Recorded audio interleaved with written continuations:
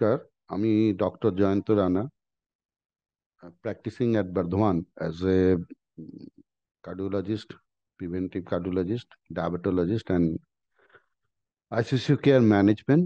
আজকে আপনাদের সবাইকে, বর্ধমানবাসী শুধু নয় এবং আমাদের রাজ্যবাসীকে, যেহেতু আমি বাংলায় বলছি, এই জন্য সবাইকে আমি আমার একটা টপিক সম্বন্ধে আপনাদেরকে সবাইকে জ্ঞাত করতে চাই। কারণ এই টপিকসটা is very important in that sense because G R D, gastro oesophageal reflux disease, as well as GERD in case of cancer patient also.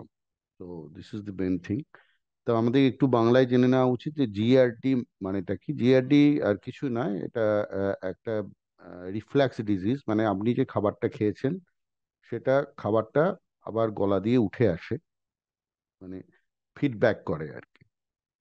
তার ফলে কিছু অস্বস্তিকর অসুবিধার আমাদের সৃষ্টি হয়, এবং সেই অসুবিধাগুলোর জন্য যেগুলো হতে পারে, আপনার গলায় ব্যথা হতে পারে, বুক জ্বালা যেটা আমরা বলি, বুক জ্বালা হতে পারে, এবং বুকে ব্যথাও হতে পারে। তার সঙ্গে রাত্রেবেলা হয়তো শুয়ে আছেন, হঠাৎ করে গলায় একটা এরকম গ্যাস্ট্রিক কন্টেন্ট উঠে চলে এলো, সঙ্গে সঙ্গে কি হতে পারে, আপনার একটা কাশি হতে পারে। তো এই কমন জিনিসগুলো কিন্তু, ঘটনাগুলো ঘটতে পারে। তো এগুলো যদি লং টার্ম ঘটে তখন কি হতে পারে, এটা ইসোফেজাস, কারণ গ্যাস্ট্রিক কন্টেন্ট গুলো কি হয়, অ্যাসিড থাকে বেশি। তো অ্যাসিড থাকার জন্য যে অসুবিধাটা হয়, it is acid is a corrosive. তো কোরোসিভ মানে আপনার যে মিউকাস মেমব্রেন, যেটা দিয়ে আবার ইসোফেগাস মানে খাদ্য নালী, যেটা দিয়ে খাদ্য ঢুকছে, তারপরে আসছে পাকস্থলী মানে স্টমাক, এই কোরোসিভ মেটেরিয়াল গুলো তখন উঠে আসে। তখন কি হয়, ইসোফেগাসের ছাল চামড়া উঠে যায়, বাংলায় যেটা মানে মিউকাসটা নষ্ট হয়ে যায়। দীর্ঘদিন এইভাবে হতে থাকলে সেই মিউকাসটা নষ্ট হয়ে যাবে, আলসার হবে। আরো একটু এগিয়ে গেলে না, আমি এটার ভালো করে ট্রিটমেন্ট করলাম না, হচ্ছে ঠিক আছে, তখন আমাদের যেটা হতে পারে সেটা হচ্ছে, এটাকে প্রথমে হয় ইসোফেগাসের ছাল চামড়া উঠে গেল, আলসার হলো, এটাকে বলে ব্যারেট ইসোফেগাস। আস্তে আস্তে লোয়ার পোর্শনটা এরকম হলে কি হয়ে যায়, মোটা হয়ে যায়।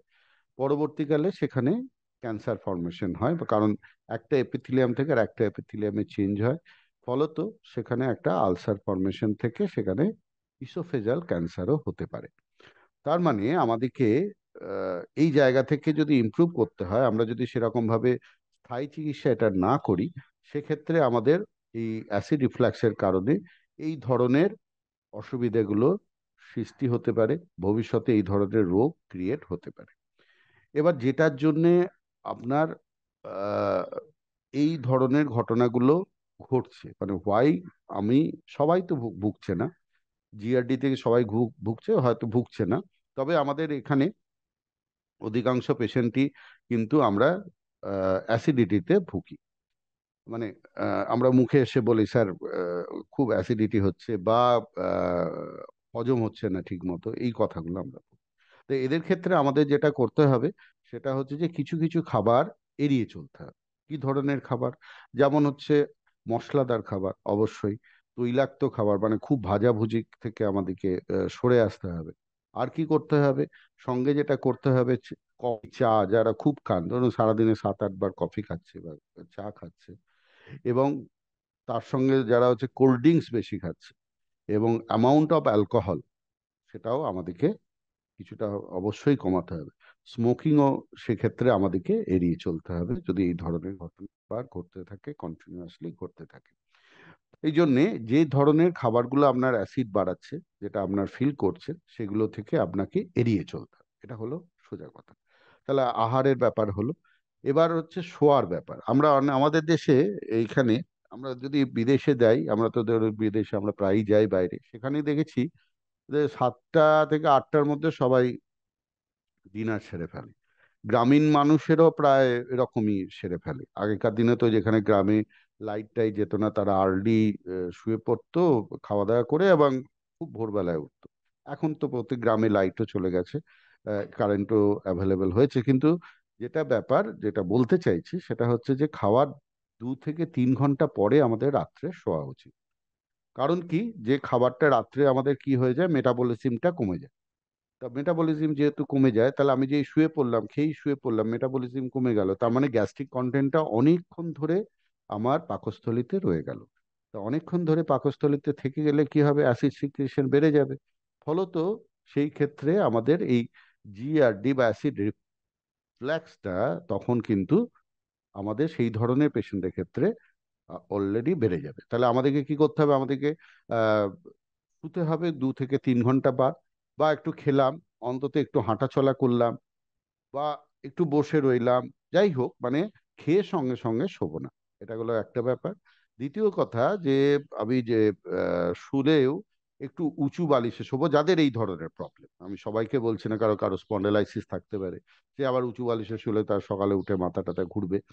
কিন্তু যাদের এই ধরনের প্রবলেম, 6 থেকে 8 ইঞ্চি আমাদেরকে যেটা করতে হবে, 8 ইঞ্চি উঁচুতে শোয়ার চেষ্টা করতে হবে এবং বাঁ দিক চেপে শুতে হবে।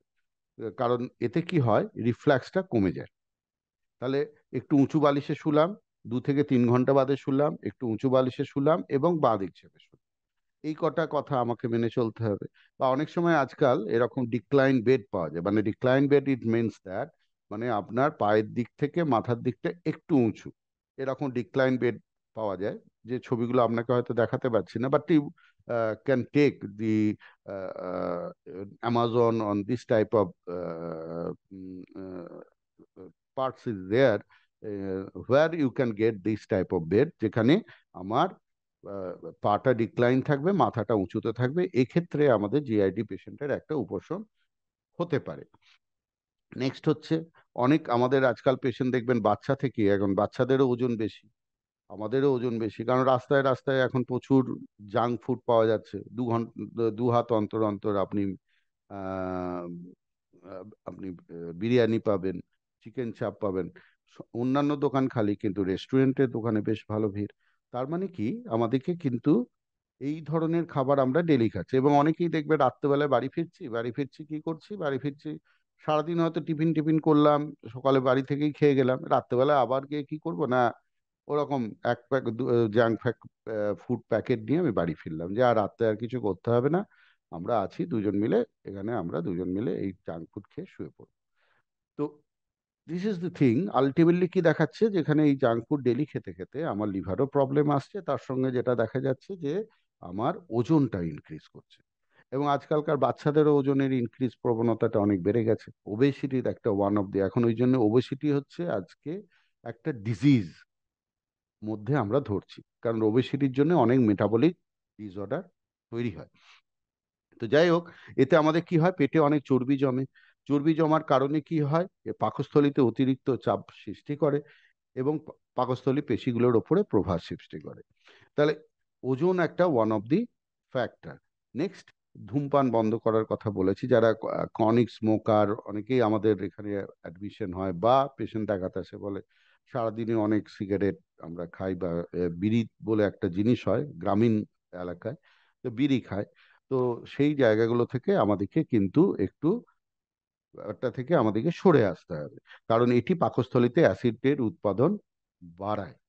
তো ধূমপান থেকে আমাদেরকে বিরত থাকতে হবে। ঢিলে ঢালা পোশাক পরা, আমি খুব টাইট পোশাক পরেছি, তারপরে খাওয়া দাওয়া করলাম, তাহলে কি হয়ে গেল, অ্যাবডোমেনটা চাপের সৃষ্টি হলো। অ্যাবডোমেন চাপের সৃষ্টি হলো, কি হলো, বেলচিং হলো, মানে উপর দিকে খাবারগুলো উঠে আসার চেষ্টা করবে। তার মানে আমাদেরকে ঢিলে ঢালা পোশাক পরতে হবে।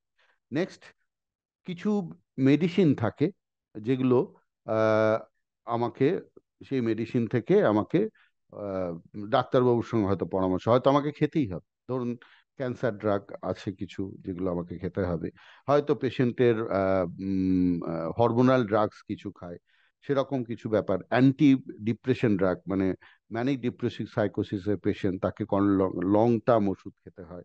তো এই রকম কিছু ওষুধ, বা কেউ কেউকে হাঁটুর ব্যথার জন্য ওষুধ খেতে হয়, আর্থ্রাইটিস আছে। তো এই লং টার্ম ওষুধ খেতে খেতেও কিন্তু সেক্ষেত্রেও আমাদের অ্যাসিড সিক্রেশন কিন্তু বাড়ে, এবং অ্যাসিড সিক্রেশন বাড়লে সেটা আমার পাকস্থলী এবং খাবারের নালী পেশিগুলোর উপর প্রভাব ফেলতে পারে। তার মানে আমার যদি দৈনন্দিন জীবনে যে যে জিনিসগুলো আমি দেখতে পেলাম, তার মধ্যে হচ্ছে, আমাকে ফার্স্ট অফ অল হচ্ছে আমার ডায়েট, মানে কিভাবে প্রিভেনশন করব। ফার্স্ট হচ্ছে ডায়েট। তারপরে হচ্ছে সেকেন্ডলি যেটা হচ্ছে যে আমার ডায়েটের মধ্যে অবশ্যই যেগুলো থাকবে, চা, তার সঙ্গে হচ্ছে কফি, তৈলাক্ত ফুড, মশলাদার ফুড, এবং পেট পুড়ে খাওয়া সবচেয়ে বড় ব্যাপার। পেট পুড়ে খাওয়াটা চলবে না।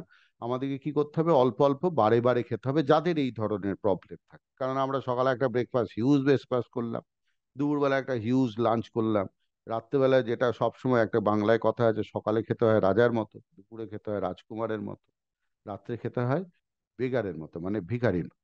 তাহলে সেটা আমরা করি না। আমরা কি করি, অনেক সময় রাত্রেতেই এক গাদা খাবার খেয়ে ফেললাম, এবার রাত্রে গিয়ে 2 ঘন্টার জায়গায় 3 ঘন্টার জায়গায় আমরা ঘন্টা বাদেই শুয়ে পড়লাম। তো এই ব্যাপারগুলো, কারণ সারাদিন হয়তো খাওয়া কাজের মাধ্যমে টায়ার্ড থাকি, খাওয়া দাওয়া করে একটা হিউজ খাবার খেয়ে শুয়ে পড়লাম। It's not ethical. তার জন্যই আমাদের এই প্রবলেমগুলো আসে। তার মানে আমাকে, যাদের এই জিআরডি প্রবলেম থাকবে, উইথ ক্যান্সার পেশেন্টও যদি পেশেন্ট থাকেন, তাহলে আমাকে 2 ঘন্টা অন্তর অল্প অল্প করে ফিড করতে হবে। সেই ফিডে তৈলাক্ত খাবার থাকবে না, সেই ফিডে মশলাদার খাবার থাকবে না, চা কফি কমিয়ে দিতে হবে, এবং অবশ্যই ধূমপান কমিয়ে দিতে হবে। এবং যদি আমি অ্যালকোহল খাই, তার পরিমাণও অবশ্যই অবশ্যই কমাতে হবে। সঙ্গে কি করতে হবে, ওদের যদি ওজন বেশি থাকে, আমাকে ওয়েট কমানোর চেষ্টা করতে হবে। থার্ডলি কি করতে হবে, ঢিলে ঢালা পোশাক পরতে হবে যাতে অ্যাবডোমিনাল প্রেশারটা কম হয়। রাত্রে শুতে হবে কি, খাওয়ার অন্তত 2 ঘন্টা থেকে 3 ঘন্টা বাদে। কিভাবে শুতে হবে, ডিক্লাইন স্টেজে থাকতে হবে, মানে পা গুলো নিচের দিকে থাকবে, মাথাটা উপর দিকে থাকবে। যদি বালিশ থাকে, বালিশ উঁচু বালিশে শুতে হবে, বাঁ দিক চেপে শুতে হবে, অ্যাটলিস্ট 2 আওয়ার্স আমাদেরকে শুতে হবে। কারণ এই ধরনের প্রবলেমগুলো ঠিক রাত্রে 2টো থেকে ভোর 4টের মধ্যে আমরা পাই সাধারণত। আর লাস্টলি যেটা আমাদেরকে করতে হবে, যে যদি কোনো ওষুধের জন্য আমার এই ধরনের হয়, আমি পেন কিলার খাচ্ছি, মানে এনএসএআইডি খাচ্ছি, বা আমি কোনো ক্যান্সারের ওষুধ খাচ্ছি, বা আমি কোনো হরমোনাল মেডিসিন নিচ্ছি, বা আমি কোনো অ্যান্টিসাইকোটিক ড্রাগ খাচ্ছি, তো I have to confess my problem to my physician, uh, that I am suffering from that. এটা আমার অসুবিধা হচ্ছে। তো এটার জন্য আমি আমি এখান থেকে কিভাবে বেরিয়ে আসতে পারি। তো মোদ্দা কথা এই কথাগুলি। এবং লাস্টলি হচ্ছে ট্রিটমেন্ট। ট্রিটমেন্ট তো ইজ ভেরি মাচ নেসেসারি। তো সেক্ষেত্রে আমরা এই কথাগুলো যেগুলো বলার সেগুলো বললাম, তার সঙ্গে যে ট্রিটমেন্টের মধ্যে যেটা আমাদের এখন কমনলি, ভেরি কমনলি অ্যাভেলেবেল, কারণ 1988 থেকে যে ড্রাগটা মার্কেটে এসছে, অ্যাভেলেবেল হয়েছে, দ্যাট ইজ হচ্ছে proton pump inhibitor. And that proton pump inhibitor আমরা কিন্তু সেই 88-এর পর থেকে আজও পর্যন্ত আমরা কিন্তু as a treatment, all physician, আমার সিনিয়ররাও দিয়েছেন, আমিও দিচ্ছি, বা আমার এক্সট্রিম যারা জুনিয়র আছেন তারাও দিচ্ছেন।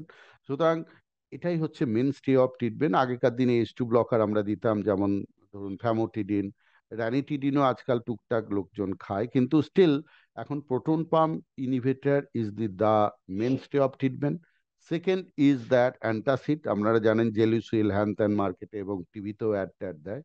নিউয়েস্ট ড্রাগ ইজ কামিং এখন, আহ, আমাদের কাছে এসছে সোডিয়াম অ্যালজিনেট।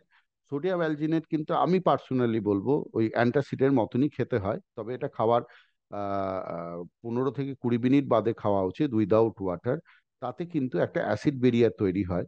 এবং আমার পেশেন্টদেরকে আমি বিশেষ করে রাত্রেবেলায় অবশ্যই খেতে বলি, এবং দুপুরে লাঞ্চের আধ ঘন্টা, 15 মিনিট থেকে আধ ঘন্টা বাদে খেতে বলি। সেক্ষেত্রে কিন্তু এই জিআরটি সিমটমসটা অনেক কমে, বা আলসার ফরমেশন হলেও অনেকটা কমে। সঙ্গে অবশ্যই পিপিআই থাকবে অ্যাজ পার ডোজ, মেবি দুবার, maybe single dose. If the patient improve with the BD dose of 2 months, then we shifted the patient with the single dose.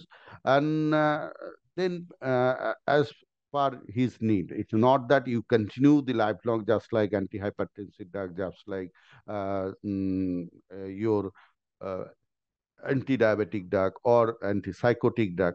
So you have to restrict it in that part. After all, when your symptoms you overcome, because some patient is come to us and tell me, sir আমি কিন্তু প্রেশারের ওষুধ আর গ্যাসের ওষুধটা খেতে কিন্তু ভুলি না। কিন্তু প্রেশারের ওষুধ খেতে অবশ্যই ভুলবেন না, কিন্তু গ্যাসের ওষুধটা প্রয়োজন ছাড়া খাবেন না যখন আপনার সিমটমস থাকবে না।